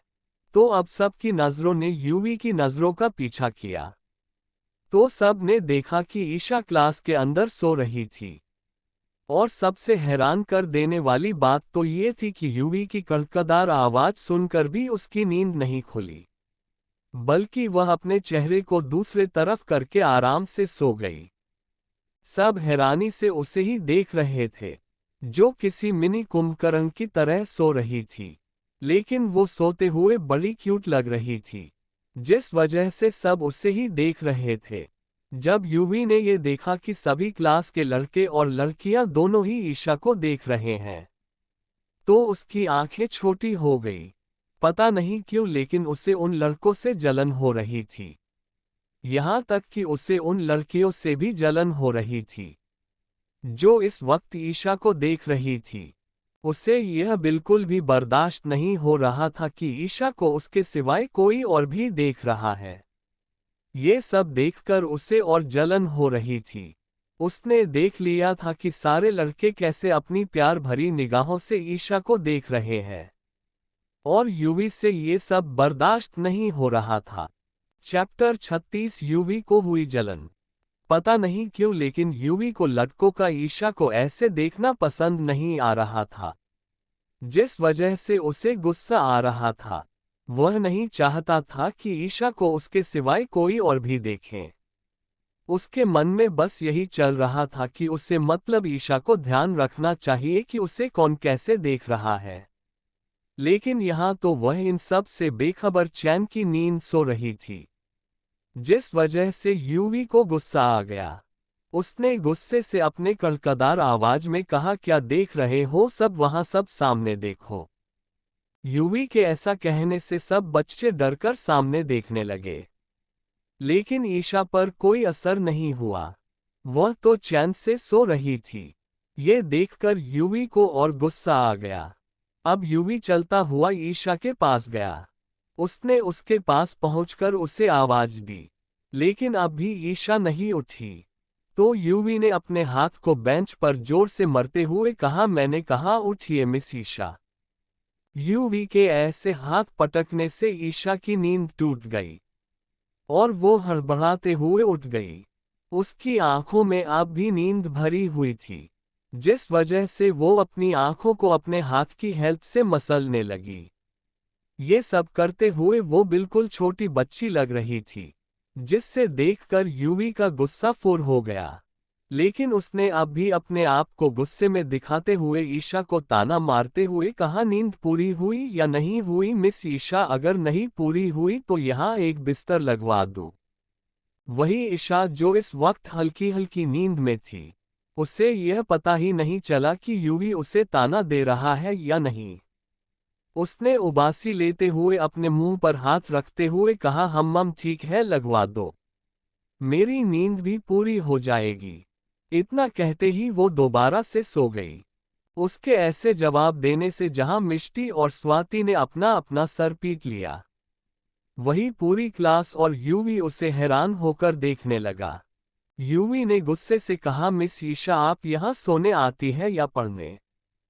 यूवी को गुस्से में देखकर सबकी जान हलक में अटक गई थी। सब ने सुन रखा था कि प्रोफेसर युवराज का गुस्सा कितना खतरनाक है। सब अब इशू के लिए प्रे फोल्डेड हैंड्स कर रहे थे कि इशू को उसका सामान ना करना पड़े। यूवी की गुस्से से भरी आवाज सुनकर इशू डर गई थी।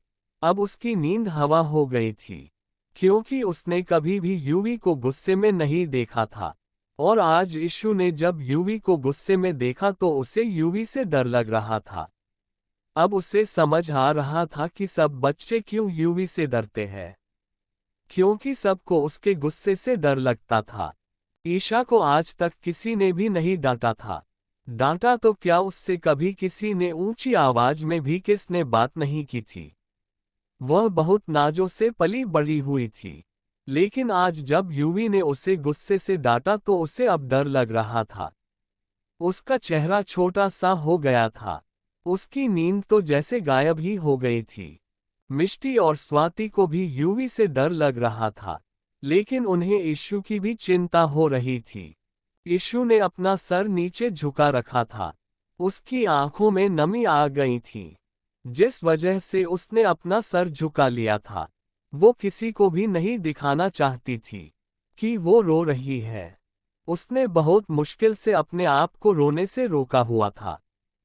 इशू ने अपना सर झुका रखा था, इस वजह से यूवी उसके आंखों की नमी नहीं देख पाया।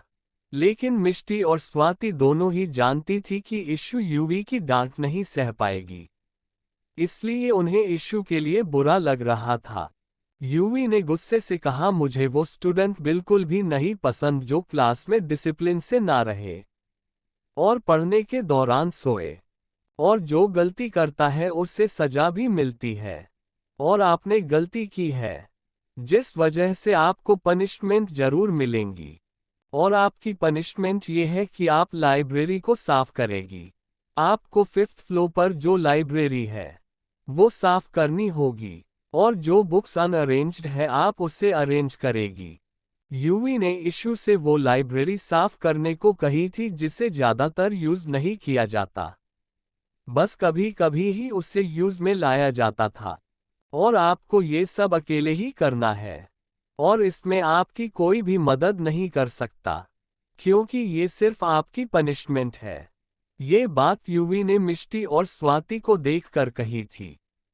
यूवी की बात सुनकर मिष्टी और स्वाति भी समझ गई थी कि ये बात युवराज ने उनके लिए ही बोली है, और अब उसकी बात से ये तो क्लियर हो गया था कि वो दोनों ही इशू की मदद नहीं कर सकती। और फिर यूवी ने सब की तरफ देखकर कहा, और तुम सब ध्यान रहे कि कोई भी इसकी मदद नहीं करेगा और ना ही उधर जाएगा। और आगे से तुम सब भी ध्यान रखना कि ऐसी गलती कोई भी दोबारा से ना करे, वरना उसको और भी बड़ी पनिशमेंट दी जाएगी। यूवी ने इशू को पनिशमेंट दे दी थी। चैप्टर 37 इशू की पनिशमेंट आंसू। यूवी ने बिना किसी एक्सप्रेशन के तेज आवाज में कहा, अब आप खड़ी क्यों हैं, जाए और लाइब्रेरी साफ कीजिए।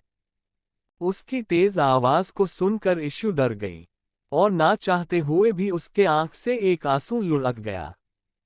वही स्वाति ने बीच में कुछ कहना चाहा, लेकिन यूवी ने उसे चुप करा दिया। स्वाति को देखकर लग रहा था कि वो कुछ कहना चाहती है, लेकिन यूवी ने उसे कुछ भी बोलने नहीं दिया, क्योंकि उसे गुस्सा आ रहा था, क्योंकि इशू में एक बार भी अपना सर उठाकर यूवी को नहीं देखा था, जबकि यूवी चाहता था कि वो एक बार ही सही पर उसे देखे। लेकिन इशू ने ऐसा नहीं किया, जिस वजह से वो गुस्से में था, और अपने गुस्से के आगे उसने स्वाति की भी बात नहीं सुनी। इशू को ना जाता देख यूवी ने फिर से तेज आवाज में कहा, मैंने कहा जाए। वही यूवी के ऐसा कहने से ईशा अपनी सीट से उठकर आगे आई, और वो जाने लगी। यूवी की नजरें लगातार इशू पर ही थी, जिसने अपना सर झुका रखा था। इशू ने जाने से पहले एक बार अपना सर उठाकर यूवी को देखा। यूवी जो पहले से ही उसे देख रहा था, क्योंकि इशू ने अपना सर नहीं उठाया था और ना ही अब तक एक भी शब्द कहा था, लेकिन यूवी चाहता था कि वो एक बार उसे अपना सर उठाकर देखे और कुछ तो बोले। लेकिन इशू ने ऐसा कुछ नहीं किया, बस चुपचाप अपना सर झुकाकर यूवी की डांट सुनती रही। जब इशू ने अपना सर उठाकर यूवी को नहीं देखा तो उसने गुस्से में उससे पनिशमेंट सुना दी। उसे लगा था कि उसके ऐसे इशू को पनिशमेंट देने से वो अपना सर उठाकर देखेगी तो सही, लेकिन ऐसा नहीं हुआ।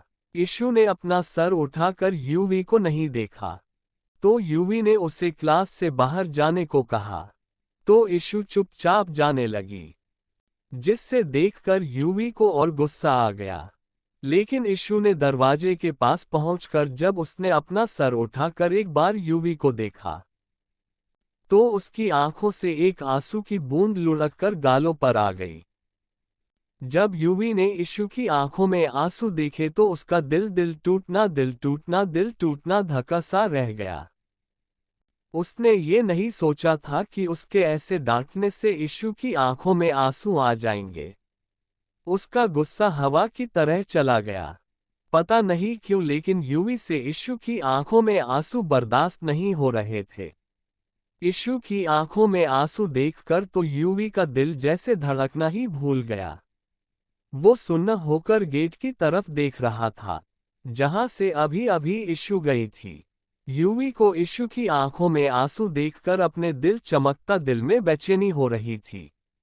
और अब उसे पछतावा हो रहा था कि क्यों उसने उससे इतनी रूडली बात की। यीशु चली गई थी, लेकिन यूवी अभी भी सुन्न होकर गेट की तरफ देख रहा था, जहां अब कोई नहीं था।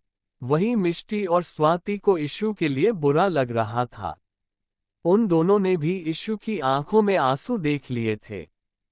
यूवी ने अपने आप को संभाला और उसने बाकी सब को पढ़ाना शुरू किया, लेकिन अब उसका मन पढ़ाने में भी नहीं लग रहा था। उसका ध्यान बार बार गेट की तरफ ही जा रहा था। उसकी नजरें गेट पर ही टिकी हुई थीं, जहां से यीशु गई थी। उसे अब भी लग रहा था कि जैसे यीशु अभी आएगी, लेकिन यीशु नहीं आए। और दूसरी तरफ यीशु क्लासरूम से जैसे ही बाहर आए, उसके आंखों से आंसू लाउडली क्राइंग बह निकले। उसने काफी कोशिश की थी कि वो अपने आप को रोने ना दे, लेकिन आखिर में उसका रोना निकल ही गया, क्योंकि वो बहुत सेंसिटिव लड़की थी। उसे बड़े ही नाजों से पाला गया था। किसी ने भी आज तक उसे डांटा नहीं था। आखिर वो अरोड़ा फैमिली की इकलौती प्रिंसेस राजकुमारी जो थी, जिसे बिल्कुल किसी प्रिंसेस की तरह ही पाला गया था। यीशु 5th फ्लोर पर गई। हालांकि उसे डर भी लग रहा था, क्योंकि वो फ्लोर पूरी तरह से खाली था, जिस वजह से यीशु को डर लग रहा था। लेकिन उसे अपनी पनिशमेंट भी पूरी करनी थी, जिस वजह से उसने अपने आंसू पोंछे और वो लाइब्रेरी ढूंढने लगी। उसे ज्यादा मेहनत नहीं करनी पड़ी। उसे लाइब्रेरी लेफ्ट टर्न लेते ही थोड़ी दूर चलने पर मिल गई थी। उसने डोर ओपन किया। अब वो लाइब्रेरी के आगे खड़ी हुई थी। उसने ऊपर देखा जहां दूर पर लाइब्रेरी लिखा हुआ था। उसने डरते हुए दरवाजा खोला और अंदर चली गई। चैप्टर 38 अनजान शख्स। क्यों मैं यहाँ नहीं आ सकता क्या? यीशु इस वक्त लाइब्रेरी के सामने मौजूद थी, लेकिन वहां ईशा के अलावा एक और शख्स भी था, जो ईशा को ही देख रहा था। यही नहीं, वो शख्स तब भी मौजूद था जब यूवी ने यीशु को पनिशमेंट सुनाई थी। इस वक्त उसे शख्स के चेहरे पर एक डेविल मुस्कान थी, और उसकी आंखों में इस वक्त गुस्सा था, जो सिर्फ और सिर्फ ईशा के लिए दिखाई दे रहा था। वह शख्स ईशा को ही अपनी नफरत भरी निगाहों से देख रहा था, जबकि ईशा उस शख्स से पूरी तरह अनजान थी। ये तो साफ था कि उस शख्स के दिमाग में कुछ तो बड़ा चल रहा है। वह कुछ तो खतरनाक प्लानिंग कर रहा है, जो ईशा के खिलाफ थी, और वह ईशा के लिए बिल्कुल भी सही नहीं होने वाला था। अब वह शख्स कौन था और क्या करना चाहता था, ये तो अब आगे ही पता चलेगा। फिलहाल उस फ्लो पर इस वक्त वह शख्स और ईशा ही मौजूद थे, और उस शख्स की मौजूदगी से ईशा पूरी तरह अनजान थी। अंदर आकर ईशा ने लाइब्रेरी को देखा। यूवी ने ईशा से जिस लाइब्रेरी को साफ करने के लिए कहा था, वो काफी दिनों से बंद पड़ी हुई थी, जिस वजह से उस लाइब्रेरी में काफी धूल मिट्टी जमा हो गई थी। उस लाइब्रेरी को देखकर ही पता चल रहा था कि कई दिनों से इस लाइब्रेरी में कोई नहीं आया होगा। वह लाइब्रेरी पूरी तरह से खाली थी, उसमें ईशा के सिवा और कोई नहीं था। ईशा को डर लग रहा था, लेकिन उसने खुद को हौसला देते हुए कहा, कम ऑन इशू, कुछ नहीं होगा, तुम ये कर सकती हो, यू कैन डू इट। इतना कहकर इशू ने अपनी निगाहें इधर उधर दौड़ाई। तो उसे लाइब्रेरी के एक कोने में साफ सफाई करने वाला सामान दिखाई दिया। इशू ने साफ सफाई करने वाला सामान उठाया और उसे देखने लगी। उसके चेहरे पर अजीब से भाव थे। उसे देखकर ये साफ पता चल रहा था कि उसने ये काम पहले कभी भी नहीं किया होगा। उसके हाथ में इस वक्त एक झाड़ू थी और दूसरे हाथ में सफाई का कपड़ा था, जिन्हें वो अजीब नजरों से उलट पलट कर देख रही थी। इशू ने झाड़ू और उस कपड़े को अजीब नजरों से देखते हुए कहा, ये इसे कैसे यूज करते हैं? ये सब कहते हुए वह उसे झाड़ू को अलट पलट कर देख रही थी। इस वक्त वह बहुत फनी लग रही थी, जबकि इशू का मूड आज बिल्कुल खराब था। लेकिन उसके चेहरे के एक्सप्रेशन इतने अजीब थे कि कोई दूसरा इंसान देखे तो उसे वह बिल्कुल फनी ही लगे। इशू ने एक गहरी सांस ली और अपना दिमाग चलाने लगी। तभी उसे जैसे कोई आइडिया आया। उसने झट से अपने मोबाइल निकाला और सर्च करने लगी कि झाड़ू कैसे लगाते हैं।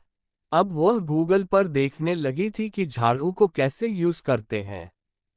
थोड़ी देर देखने के बाद उसने बिल्कुल वैसा ही किया जैसे उसे उस वीडियो में दिखाया जा रहा था। जैसे तैसे करके इशू झाड़ू लगाने लगी, लेकिन उससे ये काम नहीं हो रहा था। जाहिर है उसने ये काम कभी नहीं किया था।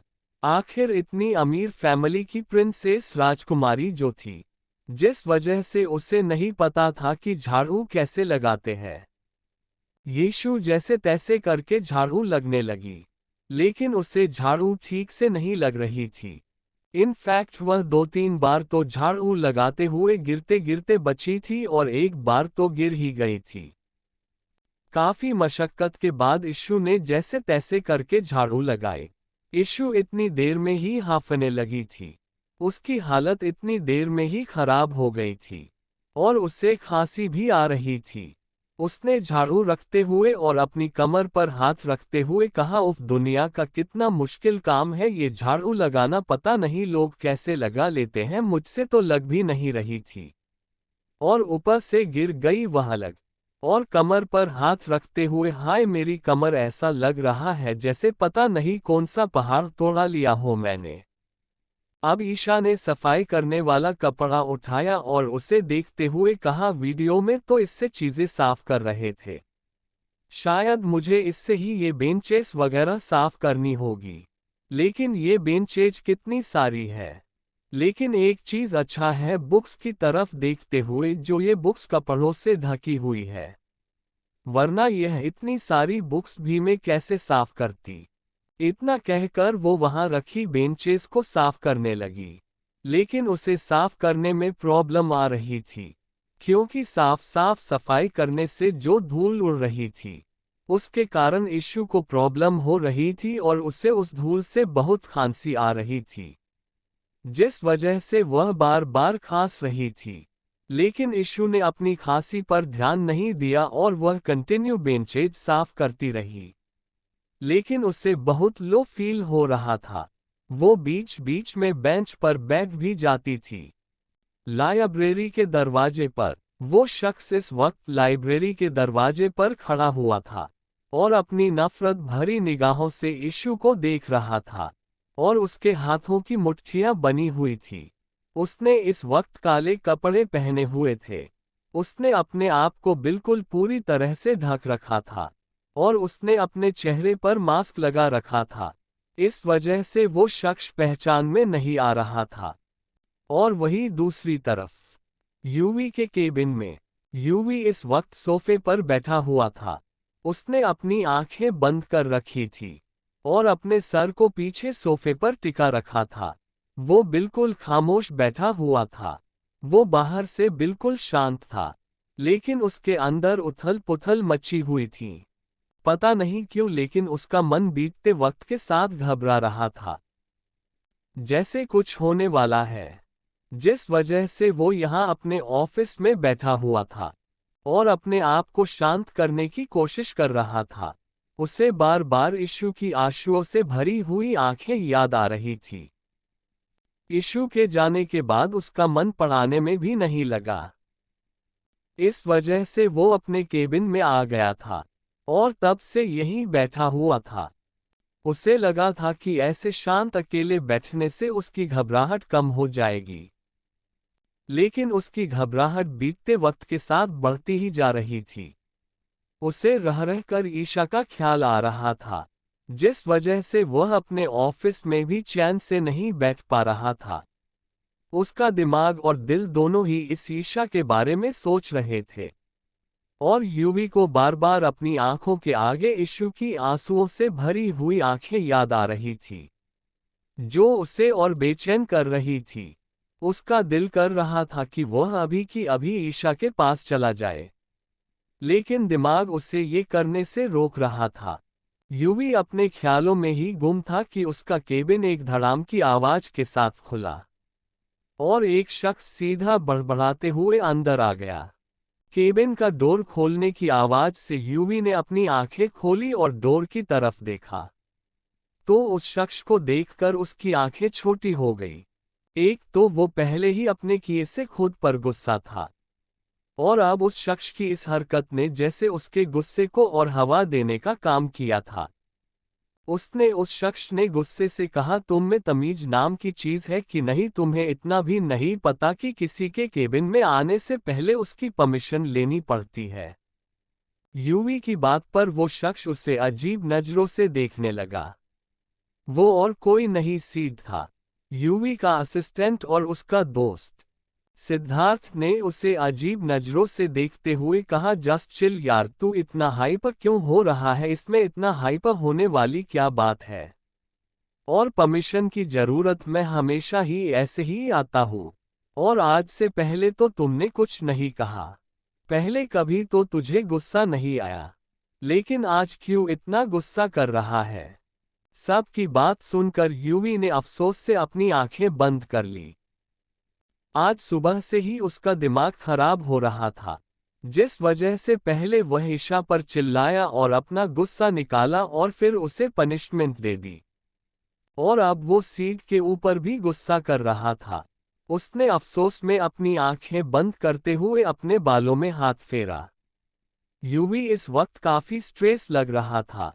सीड ने उसे ऐसा देखा तो उसके चेहरे पर परेशानी के भाव आ गए। उसने पहले कभी भी यूवी को इतना स्ट्रेस्ड नहीं देखा था।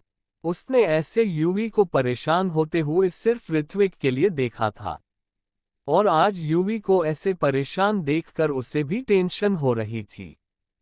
उसने यूवी से पूछा, क्या हुआ? तू इतना परेशान क्यों लग रहा है? कोई बात हुई है क्या जो तुझे परेशान कर रही है? क्योंकि जहां तक मैं तुम्हें जानता हूं, तू इतनी आसानी से अपनी परेशानी किसी को भी नहीं दिखने देता। लेकिन आज तुम्हारी परेशानी तुम्हारे छुपाने से नहीं छुप रही। बताओ क्या बात है? क्या कोई प्रॉब्लम है जो तुम इतना स्ट्रेस ले रहे हो? उसकी बात पर यूवी ने उसे देखा और अपनी नजरें फेर ली। उसकी ऐसी हरकत पर सीड चिढ़ गया। उसने चिढ़ते हुए कहा, ये क्या तू हर बार जवाब देने की बजाय अपना चेहरा फेर लेता है? मैंने तुझसे कुछ पूछा है, क्या तुम मेरे उस सवाल का जवाब दोगे?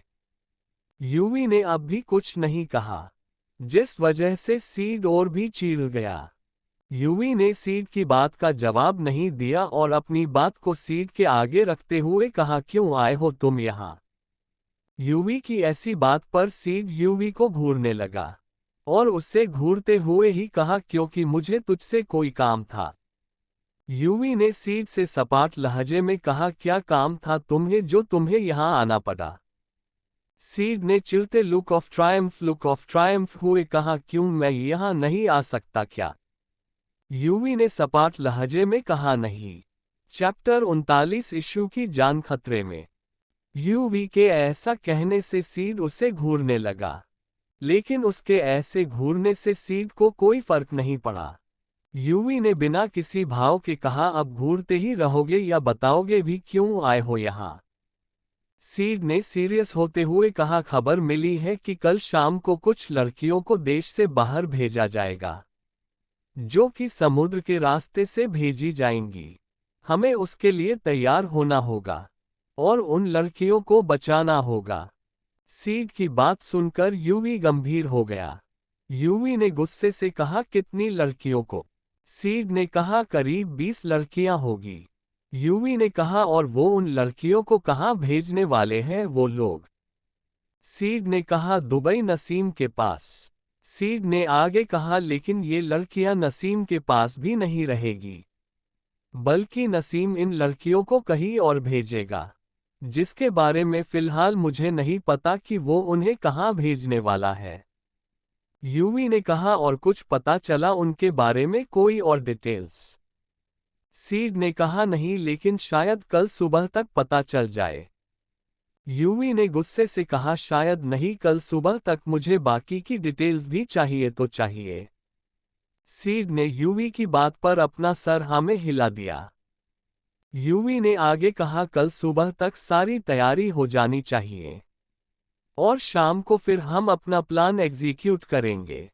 और इधर फिफ्थ फ्लोर पर लाइब्रेरी के अंदर इशू का खास कर बुरा हाल हो गया, लेकिन वो बेंचेस को साफ कर रही थी, और वही ईशा को ऐसे खांसते हुए देखकर वह शख्स जो इस वक्त लाइब्रेरी के दरवाजे पर खड़ा हुआ था, उसके चेहरे पर एक कातिल मुस्कान थी। उसे ईशा को ऐसे खांसते हुए देखकर, ऐसे उसे परेशान देखकर उसे बहुत अच्छा लग रहा था। उसके दिल को बहुत सुकून मिल रहा था। उस शख्स की इस हरकत से पता चल रहा था कि उसके दिल में ईशा के लिए कितनी नफरत भरी हुई है। उसने अपने मन ही मन कहा, अभी तो बस खांसी की शुरुआत हुई है डियर। ईशा स्मिर्क करते हुए हा, और अभी से तुम्हारी ये हालत है, अफसोस का नाटक करते हुए कहा, फिर अब जो आगे तुम्हारे साथ होने वाला है वो पता नहीं तुम कैसे सह पाओगी। इतना अपने मन ही कहकर उसके चेहरे पर एक डेविल स्माइल आ गई। उसने सबसे पहले अपने आसपास देखा।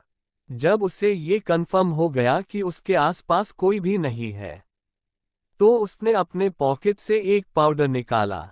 उस पाउडर को देखकर उसके चेहरे पर स्माइल आ गई। वो लाइब्रेरी से साइड हट गया, और उसने फिर से अपने आसपास चेक किया। किसी को भी वहां ना देखकर वो चुपके से लाइब्रेरी में एंटर हो गया। उस लाइब्रेरी में दोनों तरफ बेंचेज थे, और बिल्कुल लाइब्रेरी के बीच में बुक शेल्फ रखे हुए थे, जो उस लाइब्रेरी को बीच में से बांटने का काम कर रहा था, और बीच बीच में दोनों तरफ जाने के आर पार रास्ते से थे। वो शख्स छुपता हुआ बुक शेल्फ के दूसरी साइड चला गया। अब इशू और वो शख्स दोनों बुक शेल्फ के एक दूसरे साइड थे। उस शख्स ने अपनी निगाहें आसपास दौड़ाई, तो उसे पास में ही रखी एक सीढ़ी मिल गई। उसने धीरे से वह सीढ़ी उठाई और फैन के बिल्कुल नीचे रख दी। अब वो धीरे से उस सीढ़ी पर चढ़ा, और उसने वो पाउडर पैकेट को खोला, और उसके अंदर जो पाउडर था, उसने वो पाउडर फैन की पंखुड़ियों पर रख दिया। वो पाउडर रखते वक्त उसकी आंखों में नफरत और होठों पर एक डेविल स्माइल मौजूद थी। उस पाउडर को रखने के बाद वो शख्स सीढ़ी से नीचे उतर आया। उसने ये काम इतनी सफाई से किया था कि इशू को उसकी भनक तक नहीं लगी, और उससे भनक लगनी तो दूर, उसे ये भी पता नहीं चला कि उसके सिवा लाइब्रेरी में कोई और भी मौजूद है। अब उस शख्स ने सीढ़ी की हेल्प से वो पाउडर ऊपर फैन के ऊपर रख दिया था, और वो खुद सीढ़ी से नीचे उतर आया। उसने सीढ़ी को वापस अपनी जगह पर रखा, और वो चुपके से उस लाइब्रेरी से बाहर आ गया। उसने बाहर आकर एक नज़र इशू को देखा, जिसका इस वक्त खांसी से बुरा हाल था। फिर उसने उस पंखे को देखा, जिस पर फिलहाल वो पाउडर मौजूद था। उसे देखकर उस शख्स के चेहरे पर एक डेविल्स महिला गई। उसने मन ही मन कहा, मैंने अपना काम फिलहाल कर दिया, और बाकी का काम ये पंखा और ये पाउडर करेगा। अब वो शख्स छुपकर वही इशू को देखने लगा। थोड़ी देर बाद इशू ने एक तरफ की बेंचेस साफ कर दी थी, और वो काफी ज्यादा थक गई थी, लेकिन उसे ये काम जल्द से जल्द करना था, इसीलिए वो बुक शेल्फ के दूसरे तरफ चली गई। वो एक सेट उसी पंखे के नीचे खड़ी हुई थी, जिस पर वो पाउडर रखा हुआ था। ये देखकर उस शख्स के चेहरे पर एक जहरीली मुस्कान हो आ गई। अब वो शख्स दोबारा से लाइब्रेरी में एंटर हुआ और उसने स्विच बोर्ड के पास जाकर उस फैन का स्विच ऑन कर दिया और फुर्ती से बाहर निकल आया। उसने लाइब्रेरी का गेट बाहर से बंद कर दिया। गेट बंद करते ही वो शख्स एक डरावनी हंसी हंसने लगा। Smile with horns, smile with horns. उसने हंसते हुए कहा, गुड बाय डियर ईशा, अब देखते हैं तुम मेरे वार से कैसे बचती हो। हा हा हा हा हा हा हा हा। इतना कहकर वो शख्स एक नज़र लाइब्रेरी के बंद गेट को देखकर वहां से चला गया। और इधर यूवी के ऑफिस में यूवी को अचानक से फिर से बेचैनी होने लगी, जिस वजह से उसने अपने दिल पर हाथ रख लिया। लेकिन वो फिलहाल सीड से कुछ जरूरी बात कर रहा था, जिस वजह से उसने इसे इग्नोर कर दिया। वो अभी बात कर ही रहे थे कि तभी यूवी के केबिन का डोर नॉक हुआ, जिस वजह से वो चुप हो गए। उन दोनों ने पहले एक नज़र एक दूसरे को देखा और फिर डोर की तरफ देखने लगे। यूवी ने अपनी कड़कदार आवाज में कहा, कम इन। उसके ऐसा कहते ही डोर खुला। उन दोनों ने देखा कि दरवाजे पर दो लड़कियां खड़ी हुई थी, जो और कोई नहीं बल्कि स्वाति और मिष्टी थी। सीड ने उन दोनों को देखकर अपने मन में कहा, मुझे ऐसा क्यों लग रहा है कि मैंने इन्हें कहीं देखा है। मिष्टी और स्वाति दोनों ही डरी सहमी सी यूवी की केबिन में खड़ी हुई थी। उन्हें देखकर यूवी ने उन दोनों को देखकर अपनी रौबदार आवाज में कहा, तुम दोनों यहाँ क्या कर रही हो। स्वाति ने डरते हुए कहा, वो दरअसल हमें आपसे कुछ कहना है। यूवी ने बिना किसी एक्सप्रेशन के कहा, कहो फिर। उसने ताना देते हुए कहा, कहीं तुम अपनी दोस्त को बचाने के लिए उसकी सिफारिश तो करने नहीं आए हो। उसके इस सवाल पर मिष्टी ने हिम्मत करते हुए कहा, नहीं, हम अपनी दोस्त की सिफारिश करने नहीं आए हैं सर। हम बस आपको उसके क्लासरूम में सोने की वजह बताने आए हैं। यूवी ने उन्हें ताना देते हुए कहा, किसी के क्लासरूम में सोने की वजह भी होती है। ग्रेट, ये तो मुझे आज ही पता चला। स्वाति ने कहा, होती है अगर जब इंसान की तबीयत ठीक ना हो तब। स्वाति के ऐसा कहने से यूवी उसे देखने लगा। जाहिर है उसे इसके बारे में बिल्कुल भी नहीं पता था। ये सुनकर पता नहीं क्यों यूवी की घबराहट बढ़ गई। यूवी ने स्वाति की तरफ देखकर कहा, तबीयत ठीक ना हो मतलब क्या हुआ है उससे। यूवी के ऐसा कहने से स्वाति ने अपना फोन निकाला और उसमें से उसने यूवी को कुछ दिखाया, जिसे देखकर यूवी की आंखें बड़ी हो गई। उसने फोन को एकटक देखते हुए कहा, क्या ये सच है। तो स्वाति ने कहा, जो है आपके सामने है सर, और जो आप देख रहे हैं वह बिल्कुल सच है। यूवी एकटक स्वाति के फोन को देख रहा था, जो वो अपनी आंखों से देख रहा था। उसे उस पे बिल्कुल भी यकीन नहीं हो रहा था। तभी मिष्टी ने जो आगे कहा वह सुनकर यूवी की आंखें बड़ी बड़ी हो गई। मिष्टी ने यूवी से कहा, और अगर आप अब भी उसे सजा देना चाहते हैं तो ठीक है। आप चाहे तो उसे और कोई सजा दे सकते हैं, लेकिन प्लीज ये लाइब्रेरी को साफ करने वाली पनिशमेंट मत दीजिए। उसे कुछ नहीं पता इन सब के बारे, और वैसे भी उसे धूल मिट्टी से एलर्जी है। मिष्टी की बात सुनकर यूवी की आंखें बड़ी बड़ी हो गई। उसके मन में बस यही चल रहा था कि उसे मतलब ईशा को धूल मिट्टी से एलर्जी है, और उसे लाइब्रेरी गए हुए भी 1 घंटे से ऊपर हो चुका है। वही सीड जो इतनी देर से उन दोनों की उन तीनों की बातें सुन रहा था। उसे अब समझ में आ गया था कि यूवी ने ईशा को पनिशमेंट दी है, और उसे अब ये भी समझ में आ गया था कि क्यों यूवी ऐसे परेशान अपने केबिन में बैठा हुआ था। जब वो यूवी के ऑफिस आया तो उसने यूवी की परेशानी को भांप लिया था। उसने यूवी को देखते हुए हैरानी से कहा, मतलब तुमने एक लड़की को इसलिए पनिशमेंट दी है क्योंकि उसकी क्लास के दौरान आंख लग गई थी। सीरियसली, तुम उसे कुछ और भी पनिशमेंट दे सकते थे। उसे या तो क्लास से बाहर निकाल देते, या फिर एक्स्ट्रा होमवर्क दे देते, या फिर उसे एक वार्निंग देकर छोड़ देते। सीड को सच में यूवी पर गुस्सा आ रहा था। वही यूवी को तो जैसे सीड की बात सुनाई ही नहीं दे रही थी। उसकी आंखों के आगे तो बस वो चल रहा था जो उसने स्वाति के फोन में देखा था। और उसके कानों में बस यही बात रही थी कि इशू को धूल मिट्टी से एलर्जी है। चैप्टर 40 बेहोश इशू। यूवी का इशू को पागलों की तरह ढूंढना। यूवी ने उन लोगों की बातों का कोई जवाब नहीं दिया। वो हड़बड़ी में केबिन से बाहर निकल गया और दौड़ते हुए फिफ्थ फ्लोर पर जाने लगा। उसे बहुत घबराहट हो रही थी। उसका दिल कह रहा था जैसे कहीं तो कुछ गलत हो रहा है। उसकी बेचैनी बीतते वक्त के साथ बढ़ती जा रही थी।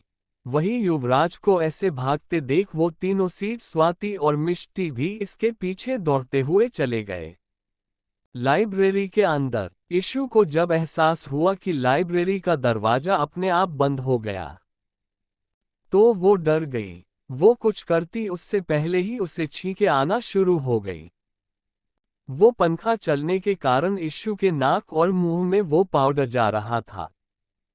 उसे खांसी तो पहले से ही आ रही थी, लेकिन अब उसे छींके भी आना शुरू हो गई थी। वो पाउडर पंखे के चलने की वजह से वो उस लाइब्रेरी में फैल चुका था और उसका असर इतना था कि इशू की हालत खराब हो गई थी। वो पाउडर सांस लेने से उसके नाक और मुंह में चला गया था। इशू को कुछ सोचने समझने का टाइम ही नहीं मिला, लेकिन तभी उसे महसूस हुआ कि उसे चक्कर आ रहे हैं और उसे धुंधला धुंधला सा दिखाई देने लगा है। उसके पैर लड़खड़ाने लगे थे। इशू ने हिम्मत की और वो अपने लड़खड़ाते कदमों से लाइब्रेरी के गेट के पास पहुंची। उसने गेट खोलने का प्रयास किया, लेकिन वो दरवाजा नहीं खुला। खुलता भी कैसे, वो दरवाजा बाहर से जो बंद था। इशू ने अपनी लड़खड़ाती आवाज में कहा, ख खोलो, कोई तो ख खोलो, मेरा दम घुट रहा है यहाँ। इतना कहते हुए वो फिर खांसने लगी थी। खोलो कोई तो, मुंह मुझे या यहाँ से बाहर निकालो। ये कहते हुए वो रोने लाउडली क्राइंग लगी थी। उसे अपने मॉम डैड और अपने ईशान भाई की बहुत याद आ रही थी। वो दरवाजे को खोलने की कोशिश कर रही थी, लेकिन वो दरवाजा खुलने का नाम ही नहीं ले रहा था। इशू ने दरवाजे को पीटते हुए रोते लाउडली क्राइंग हुए कहा, मॉम डैड भैया मुझे बाहर निकालो यहाँ से, मुझे यहाँ सांस नहीं आ रही है। मुझे यहाँ घुटन हो रही है। भैया प्लीज मुझे बाहर नहीं निकालो यहाँ से। इशू के काफी बार दरवाजा खोलने पर भी वो दरवाजा नहीं खुला। अब इशू पर वो पाउडर असर करने लगा था। उसे चक्कर आ रहे थे और उसके कदम लड़खड़ा रहे थे। इशू गिरने को हुई कि उसने दरवाजे को पकड़ लिया ताकि वो ना गिरे। उसने अपना एक हाथ अपने सर पर रख लिया, क्योंकि उसका सर घूम रहा था। इशू को घबराहट भी रही थी। उसका गला सूख रहा था। उसका दूध जैसा गोरा चेहरा लाल हो गया था। उसकी आंखें भी लाल हो गई थी। उसे सब कुछ धुंधला धुंधला दिखाई दे रहा था। अब इशू की आंखें धीरे धीरे बंद होने लगी थी, लेकिन वो अपने आप को होश में लाने की पूरी कोशिश कर रही थी। उसे सांस लेने में प्रॉब्लम हो रही थी। वो लंबी लंबी सांसें लेने लगी। अब उससे खुद को और संभाला नहीं गया और वो वही लड़खड़ाकर दरवाजे से सटकर बैठ गई। उसकी आंखें धीरे धीरे बंद हो रही थी और वह लंबी लंबी सांसें ले रही थी। ईशा को सब कुछ धुंधला दिखाई दे रहा था। उसकी आंखें धीरे धीरे बंद होती होती पूरी तरह बंद हो गई। वह बेहोश हो चुकी थी। वहीं दूसरी तरफ यूवी दौड़ता हुआ फिफ्थ फ्लोर पर पहुंचा। फिफ्थ फ्लोर पर पहुंचने के बाद यूवी दौड़ता हुआ लाइब्रेरी की तरफ जाने लगा। वह तीनों भी यूवी के पीछे दौड़ते हुए जा रहे थे। यूवी लाइब्रेरी के सामने पहुंच गया, लेकिन उसने देखा कि लाइब्रेरी का गेट बंद है। अब वह सोच में पड़ गया कि अगर लाइब्रेरी का गेट बंद है तो ईशा कहाँ है। अगर इशू यहाँ होती तो लाइब्रेरी का गेट खुला होता, लेकिन यहाँ तो लाइब्रेरी का गेट बंद है। पता नहीं क्यों लेकिन यूवी की घबराहट बढ़ती ही जा रही थी। उसे ऐसा महसूस हो रहा था कि उसका अपना कोई खतरे में है, लेकिन वह इसे समझ नहीं पा रहा था। उसे बेचैनी हो रही थी। लाइब्रेरी के पास पहुंचकर उसके दिल की धड़कनें काफी तेज हो गई थी। वह तीनों भी अब तक यूवी के पीछे पीछे लाइब्रेरी तक पहुंच चुके थे। वह सब दौड़कर आने की वजह से हाफ रहे थे, क्योंकि यूवी दौड़ता हुआ आया था और वह उसका पीछा करते हुए यहाँ आए थे। यूवी की हाइट बहुत लंबी थी जिस वजह से वह जल्दी ही यहाँ पहुंच गया, लेकिन उन तीनों को यहाँ पहुंचने में टाइम लग गया था। स्वाति ने लाइब्रेरी के गेट को बंद देखते हुए कहा, लाइब्रेरी का गेट तो बंद है तो फिर इश्यू कहाँ है? सीड ने कहा, अगर वह यहाँ होती तो ये लाइब्रेरी का दरवाजा बंद ना होता। क्या पता वह यहाँ नहीं हो, शायद वह कहीं और चली गई होगी। मिष्टी ने कहा, लेकिन वो गई कहाँ होगी? उसने तो पूरे कॉलेज को ढंग से देखा भी नहीं है, ऐसे में वो कहाँ गई होगी? सीड ने कहा, अरे इतना बड़ा कॉलेज है, कहीं तो होगी ही। यूवी ने कहा, हम सब एक काम करते हैं, इस फ्लो पर उसे ढूंढते हैं। हम अलग अलग जाकर उसे ढूंढेंगे, और जिस किसी को भी वो मिल जाएगी, वो तुम सबको इन्फॉर्म करेगा। यूवी की बात पर सब ने अपनी अपनी सहमति जताई। वो सभी ईशा को ढूंढने के लिए अलग अलग दिशा में चले गए। वह ईशा को उसी फ्लो पर देखने लगे। वह चारों अलग अलग दिशा में फैल गए थे और हर एक रूम कॉरिडोर अच्छे से चेक कर रहे थे, लेकिन उन्हें ईशा कहीं नहीं मिल रही थी। सबको ईशा की टेंशन हो रही थी। वही यूवी की हालत सबसे खराब थी। वह कभी उसे बाकी में रूम में चेक करता तो कभी कॉरिडोर में और कभी वह उससे आवाज लगाता, लेकिन उसे ईशा कहीं नहीं मिल रही थी। उसका दिल घबरा रहा था। उसे अब खुद पर ही अफसोस हो रहा था कि क्यों उसने ईशा को ये पनिशमेंट सुनाई। वह न ही उससे पनिशमेंट सुनता और न ही वह यहाँ आती, और अब न ही वह यहाँ से ऐसे गायब होती। यूवी को इन सब में अपनी गलती ही नजर आ रही थी। उसे लग रहा था कि यह सब उसी की वजह से हो रहा है, क्योंकि उन्हें ईशा कहीं भी नहीं मिल रही थी। उन्होंने लगभग पूरे फ्लो को छान मारा था, लेकिन उन्हें ईशा कहीं नहीं मिल रही थी। लेकिन उन्होंने उसे अब तक लाइब्रेरी में चेक नहीं किया था। जब उन चारों को ईशा नहीं मिली तो वह सभी वहीं आ गए जहां से उन्होंने ईशा को ढूंढना शुरू किया था। ईशा को ना मिलता देख यूपी में अपने गार्ड्स को पूरे कॉलेज में फैला दिया था और उन्हें ऑर्डर दे दिया गया था कि वही ईशा को ढूंढें। अब ईशा को यूवी, सीड, स्वाति और मिष्टी और यूवी के गार्ड्स मिलकर ढूंढ रहे थे। लेकिन यूवी ने गार्ड्स को ये भी हिदायत दे दी थी कि ये सब सीक्रेटली होना चाहिए। किसी को भी इस बात की कानो कान खबर नहीं होनी चाहिए। जब उन चारों को ईशा नहीं मिली तो वह सभी वहीं आ गए जहां से उन्होंने ईशा को ढूंढना शुरू किया था। यानी वो सब इस वक्त लाइब्रेरी के सामने ही थे।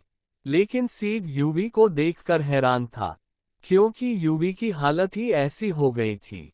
यूवी के बाल पूरी तरह से बिखरे हुए थे, उसकी आंखें पूरी तरह से लाल हो रखी थी, और उसकी शर्ट के ऊपर की 2 बटन खुले हुए थे, जिससे उसकी ब्रॉड चेस्ट नजर आ रही थी। वहीं उसकी शर्ट की बाजू मुड़ी हुई थी, और उसकी शर्ट भी बाहर निकली हुई थी।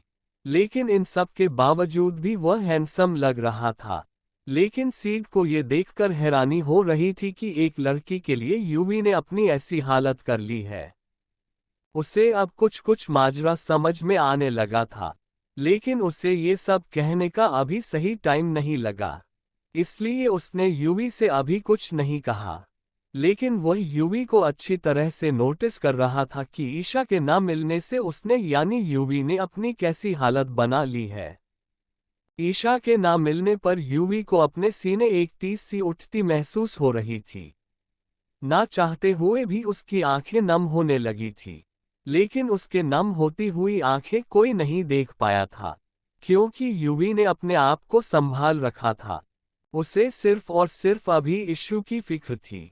इशू के ना मिलने पर सीड ने कहा आई थिंक वो यहाँ नहीं है। हमें एक बार नीचे जाकर चेक करना चाहिए। उन दोनों में सीड की बात पर सहमति जताई, लेकिन यूवी ने एक शब्द भी नहीं कहा। वो तीनों अब नीचे जाने लगे थे, लेकिन यूवी वहीं खड़ा हुआ था। यूवी को वहीं के वहीं खड़े देखकर सीड यानी सिद्धार्थ ने कहा तुम नीचे नहीं चलोगे क्या? यूवी ने बिना एक्सप्रेशन के कहा तुम जय मैं बस अभी आया। उसके ऐसे कहने से तीनों ने उसे देखा लेकिन कुछ कहा नहीं। वह तीनों ईशा को ढूंढने के लिए नीचे चले गए, लेकिन यूवी वही था। यूवी ने अपनी नजरें उस पूरे फ्लो पर दौड़ाई, इस उम्मीद में कि उसे कहीं तो ईशा दिख ही जाए, लेकिन यूवी को ईशा नहीं दिखी। उसने अफसोस से अपनी आंखें बंद कर ली। वो खुद को इस वक्त बहुत बेबस महसूस कर रहा था। वह वहां से जाने लगा। उसने कुछ कदम ही बढ़ाए थे कि उसकी नज़र दोबारा से लाइब्रेरी के गेट पर गई, और उसने नीचे कुछ देखा। उसे देखकर उसकी आंखें बड़ी हो गई। आखिर ऐसा क्या देख लिया यूवी ने जिसे देखकर उसकी आंखें बड़ी बड़ी हो गई? Thank you. आपको नोवेल कैसा लगा कमेंट करें और चैनल को सब्सक्राइब करें। लाइक और शेयर करना न भूलें। Thank you for watching the video.